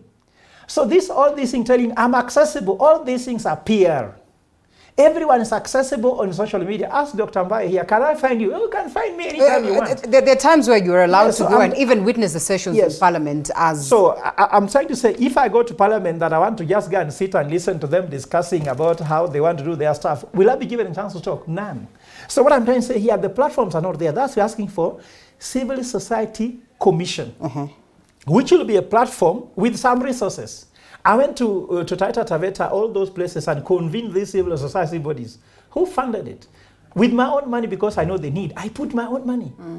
I've seen people tweeting that I'm being funded by NGO. Let someone name any. Nobody is funding Operation Dogatuzi. It is the passion I saw, what I saw. In fact, Linda, we should be discussing about here at some point, what are some of the things I've proposed so that Dr. Mbaye can also listen. I wanted to ask you that, but then I thought... No, it's important because if you look at the content of what we are proposing, it becomes very serious. So in short, Dr. Mbaye, people say you can engage me. I like one thing the president said. He is not doing this thing to create position for Raila Odinga, because when he said Raila Odinga should take it, he said, I don't want it. Now Raila Odinga is saying he wants to be created a position of prime minister because that's what he wants. He does not want leader of opposition. You see that discussion. Are we still going back to that process or not? We should be very clear here. And who should tell people what is needed? It is the civil society, it is us. So my quest, which is very strong, why don't we discuss some of the things the president is trying to propose? Actually, I look at that memorandum.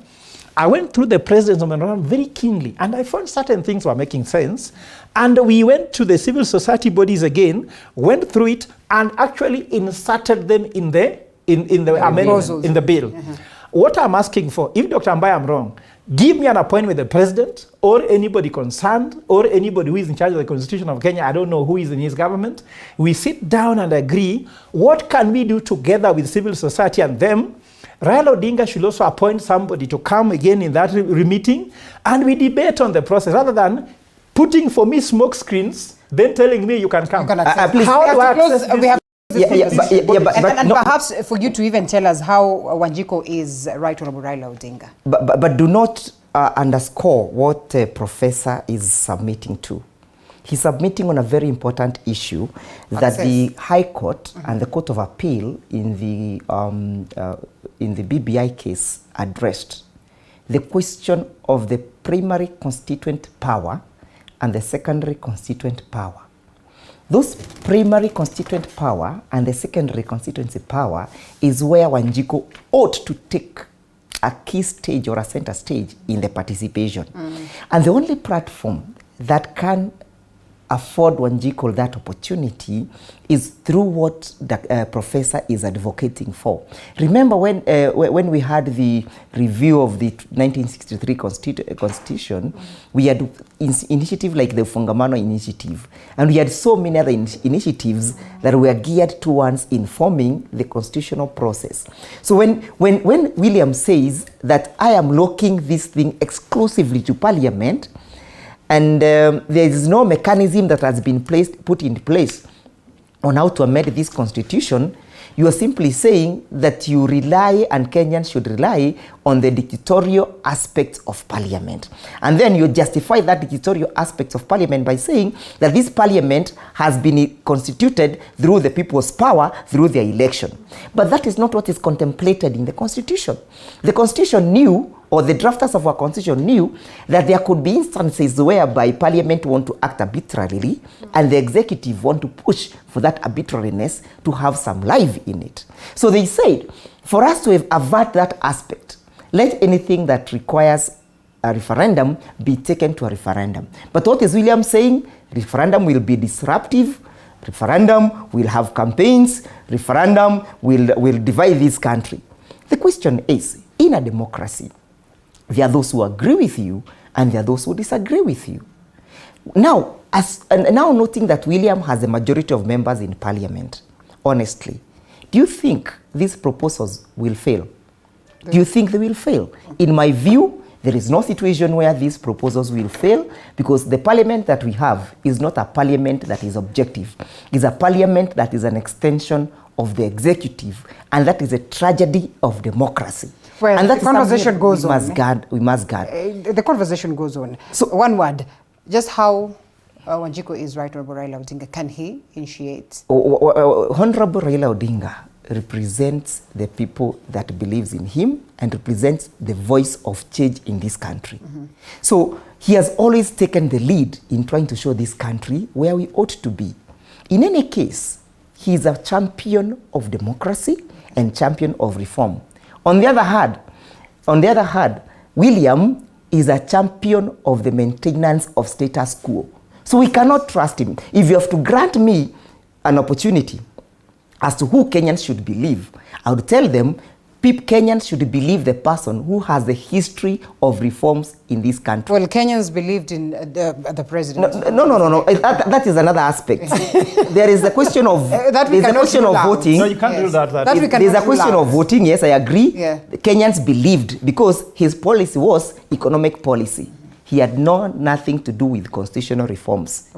So we can now get to his conversation. We are able to distinguish these two issues. They trusted him because he said and gave a promise of revolutionizing the economy of this country. And his key statement was, sisi tunataka uchumi, sio katiba. Wakili, kwa hivyo katiba kuna wale watu ambao wanajulikana. Yes, Wakili, and can we get this answer so we can close this conversation? Yes. on the constitution? Yes. And the right Honorable Raila Odinga then trigger this conversation and perhaps push for a referendum? Yes, he can. He constitutionally, he can. He can, constitutionally. Okay. But remember, the money for referendum will have to be allocated by a dictatorial parliament that has been captured by the executive. So, Raila Odinga's will have a zero game. Let's allow Dr. Just a minute. I don't want to take this. We want to close this. Let's be very clear. Please, there is nothing wrong anywhere in the world by government or executive working harmoniously with parliament or judiciary. I want to put that on record. There is nothing, so long as the constitution says they should complement each other, which is okay. So long as the unity does not compromise service delivery, or that is not disadvantageous to the people. I mean, in summary, I just want to say that. Number two. But the executive is contagious. No, number two. The Right Honorable Raila Odinga has a right. The same way the president said, I propose. And by the way, let me put it again. There's nowhere the president will take a gun and put it on the heads of the MPs to do anything. If they feel on themselves or through the input. Daktari, give us a break. No. We do some protocol here. I mean, proceed. Now, I'm saying this, and this is important because I want to summarize. He has done his bit. If he didn't say anything, we will not be here discussing. Okay.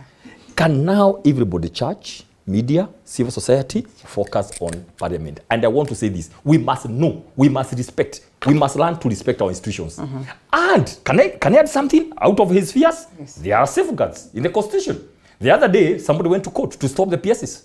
The president posted for a whole month because he had to respect the law. So please, there are safeguards. If you feel that the parliament is so much dysfunctional, no. If you feel it's dysfunctional, I'm talking because we have, as much as he's saying, we have to trust, we have to know that there's Kenya in another 10 years. So we must continually make sure we strengthen our institutions.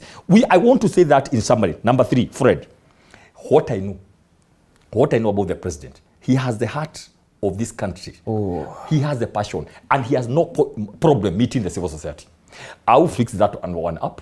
I can tell you, Fred, because you are, at least Degwa, is still, but Fred, made somewhere, Fred, I'll make sure you meet someone, because there's nothing wrong, leader, in this world about dialogue. Nothing wrong. Everything, even the war in Ukraine, would have prevented if people sat down and talked. Dialogue is a key thing, and if there's somebody who believes in hearing you out, is the president of the Republic of Kenya. So let's give it to him. I like, and my proposal would be, for example, these teams you have from the 47 counties, just a small team, come, there's going to be a meeting. He'll be willing to meet you over breakfast because you are part of this republic. We said we must let go all these divisions and all that. And like we say, I don't know why. I keep on asking myself, and this question you must, because I had Wakili go around it, do we need the office of the official opposition in Kenya? That is important. Please, he went around it like, it may not be necessary. So he's just trying to say if really the laws were to be followed. If Parliament was to act. Yeah. Now, finally, I want to suggest to you this. Nobody wants to mutilate because we are all here and there are so many safeguards. Please kindly do this. If it is found that some of those things, because he said, can you go on with it? If it's found that some of these things must ultimately end up in the referendum, and we bring in Fred Ogora's team, we bring in Raila Odinga, we bring everybody else, the church, the community, the border people, they also say what they want, so that we filter those things that were in BBI, that were important, others are coming up now, then we agree harmoniously that this is the end result. It is possible to be done, because we live in this country. At the end of the day, the 2010 Constitution needs amendments. How is the question? The how. How do we go? And what? And what? So yes, it's possible to move on. It's possible to move on, but in a very, in a very harmonious way. It's possible. Let's start the conversation. Let's see how much we can do, but also let's involve other people. I have not had a memo from Laida. He should also send a memo. He should say what are the things he needs to be amended so that we can reach the constitution. Well, at least he has spoken about the Prime Minister's office. 30 seconds. I have gone to what is called the why. And the why is that 20% of the constitution is poisonous, 80% is good. But remember the 80-20 rule.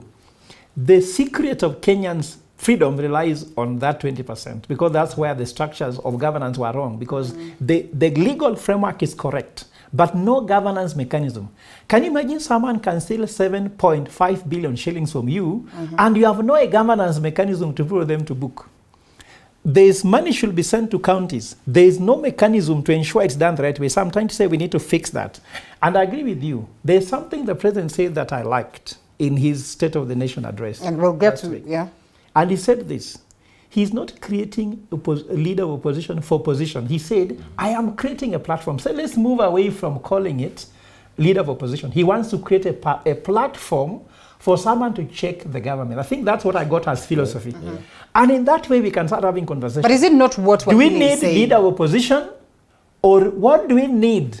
Do we need to strengthen parliament when the weakness that Wakili Ndegwa is talking about? or leader of opposition will do. But look here, once these have divided position, look at when Raila lost the election, Ruto won the election, they went quiet for a while, everybody looking for the best position they can get, then now they begin talking. And I like what he said in Mombasa. He said, I am strengthening ODM for 2027 election, which means for now, I'm telling Kenyans listening to me, forget about who lost the election and who won the election. Raila has said he's preparing for 2027. Agree. Let's focus on the future. Let us ignore what happened in the past. In fact, Linda, I've just autographed a book for you, and I said, you can choose to spend your time moving forward, or you can choose to spend your time fighting fires. Okay. You choose. If you don't choose, they'll decide for you. We don't want the politician to decide for us to fight fires. We as a nation, we are hungry. We need health care. We need education. We cannot be taken back to the election August 9th. We need to move forward, and therefore we are proposing forward-looking ways to address. And you will take this message and say that. And then lastly to his statement, yes. Last to his statement, Dr. Mbai, power does not mean a gun. I may not have a gun, but I may control you. Like there are companies I own, I'm the chair of the board. I make decisions without a gun. In fact, I say them smiling like suggestions, and they're implemented like lightning. Someone who feeds your stomach. For example, Wetangula is the speaker because the president promised him before the election, and he became. Look at the one for Senate, was promised, he was given. So all these people were promised this position by His Excellency the President. I like the fact that he kept his word and gave them. Linda. Therefore, they are there on behalf of. Now we have to go back and ask ourselves, is this good for us or not? Linda, allow me to probably have a closing remark. Any country that want to have a focused constitutional debate, and it is aware that this constitutional debate may generate into a referendum, the first thing it will do, it will be to put into place the mechanism for ensuring that referendum will take place legally as and when the same ensues. Yeah. What do I mean? I mean, because all these proposals, and Parliament has capacity to amend the Constitution, and those articles requiring referendum be taken to a referendum. What Parliament should have done is to create a roadmap by, first of all, enacting a referendum act, so that when the referendum calls, we'll have a roadmap of following towards that referendum. Secondly, then there ought to be a debate as to what content of a referendum do we have. Remember, there was a very good proposal that was proposed by the civil society that we're almost about to lose. They had proposed to have a question of a question of A, B, C, D as a way of referendum. Why? Because if you have an omnibus amendment referendum which requires people to vote for yes and no, you will have poison and toxic and obnoxious amendments being sneaked in. Remember, there's already a debate that has begun about the amendment of the term limit. We are not sure, and we don't have the safeguards to make sure that a proposal of such nature will not appear in the bill. If it appears in the bill that requires people to vote for oranges or bananas or red and green, we'll have that referendum passing. So the civil society should be in the forefront of making sure that even before we begin to speak about the amendment of the Constitution, we have a referendum act in place and giving us the mechanism of how that referendum shall be executed. Why am I making this proposal? I'm making this proposal because I know today Kenya Kwanza is in government, tomorrow it will not be in government. There will be another regime that will come. So the question is, should I make my submissions basing on the regime that I support when it comes to matters of constitutional affairs on the basis of the bias of the regime, or should I make an objective proposals to make sure that this constitution survives 20 more regimes to come? And that's why I'm making those proposals. Right. So it is toxic for anybody to propose about constitutional amendments when you don't have the how to do it. Right. Instead of jumping, we are saying, can we first exhaust the changes that can be done in Parliament? That's what we are saying. But there is no change that can be done in Parliament that has been proposed. Hakuna, when you onyeshe kwa referendum, hakuna, they all require referendum. Wakili is talking, I like, because he's a constitutional lawyer. Now, go say that in parliament that where I don't have I'm not a member of parliament. He has guaranteed us that we're going to get access. We are going to have there are many and ways. you know, it is not for me to go fishing where parliament is. It is for parliament to inform me that there is this proposed amendment. But this is the bill. What is your take? But look at where we are going. We are doing well, Linda. Already so far you are doing, because there's some conversation. There are some proposals. Now, it is the constitutional lawyers to go and engage about those and say, this is what we think about them. Then we go to the next level. All what the president was saying, is it possible? And look at that letter. It was so nice. It was a cool letter. It was a letter. Linda, but they have been given it was a memo. It was a memo. But they have been given caution. Don't ask for referendum. That caution is there. It was a memo. No. But by the way, people should love the Speaker of the National Assembly, the Speaker of the Senate, because they are Kenyans. I mean, they were elected.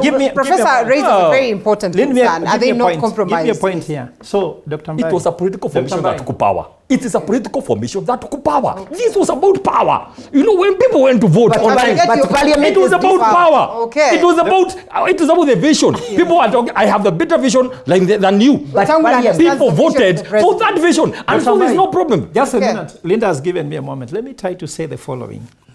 My submission is that the fact that we are debating all these things. When I began the operation in Ugatuzi, I was told the president owns all institutions and I'm wasting my time. And I told people, if we just assume that, we will not know the truth. Let us try, and if the president listens to us, then we shall tell people, you told us that the president cannot listen to us. Look, he's listening to us, because we have to give him a chance.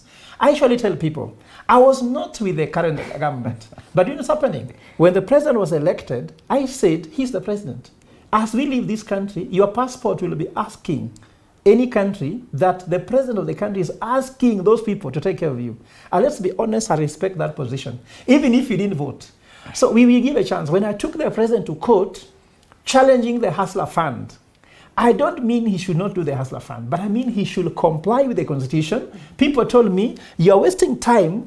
Judiciary has been bought. My friend. So, I'm sorry to say. And you're so right. No. I will tell you because I'm a practitioner. You know, you are such a very sensitive now. So Professor, you are the one who report about Daktari, 1 minute. Professor has touched a very sensitive nerve.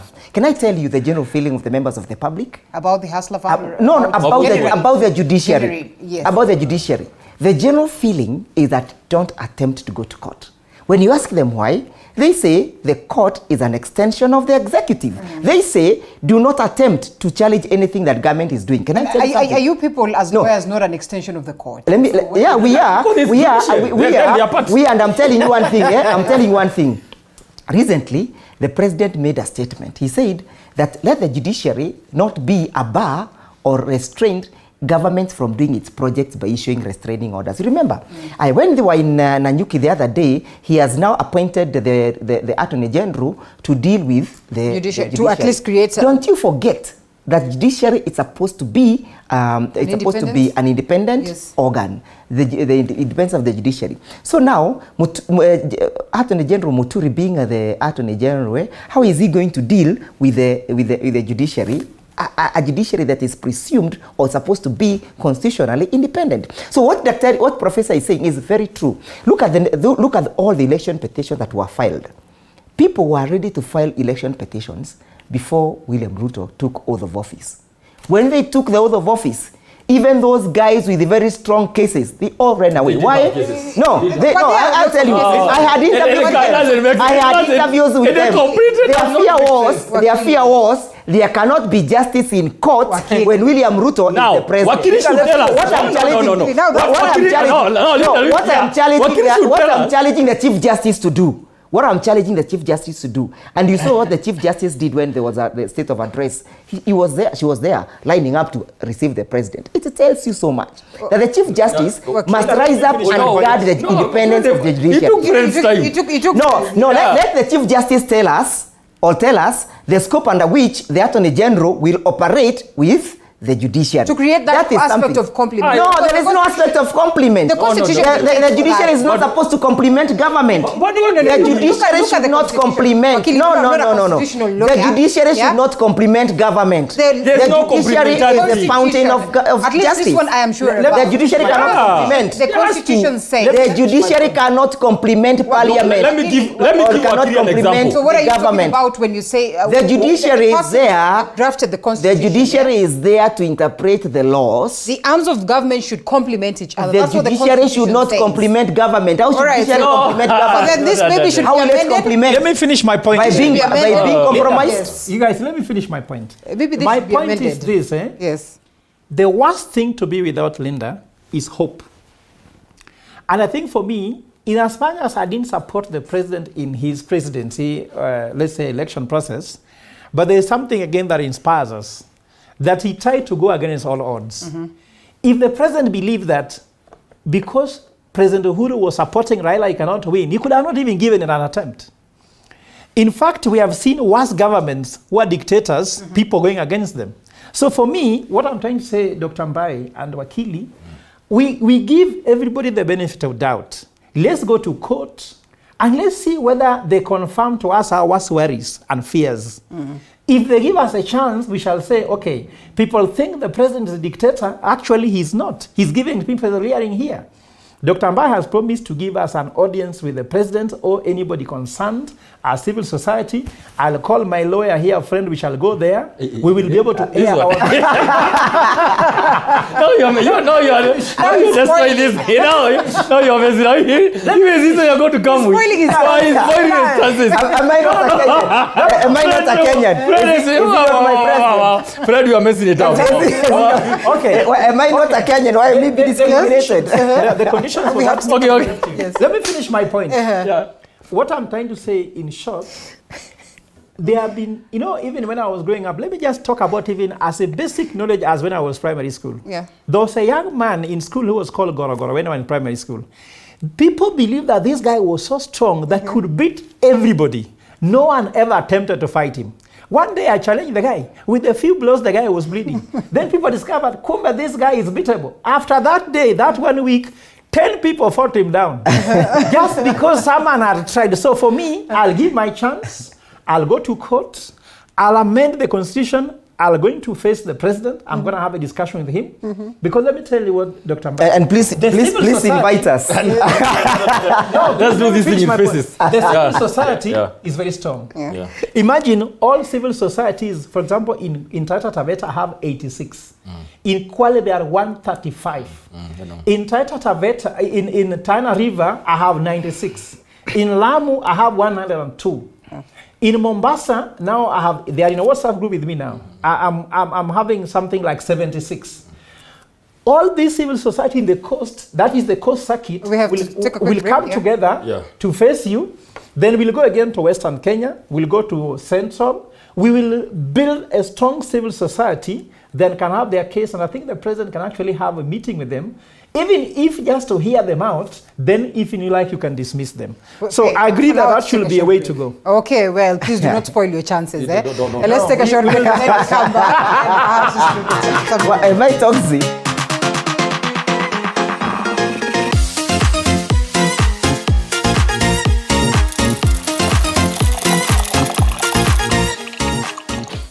You are watching TV 47, the home of untold stories. Sona moja imetengenezwa kwa njia spesheli ili kupambana na maumivu kwa haraka. Sona moja ina aspirin kama kiungo. Sona moja, kitulizo kamili. Maumivu yakizidi, pata ushauri wa daktari.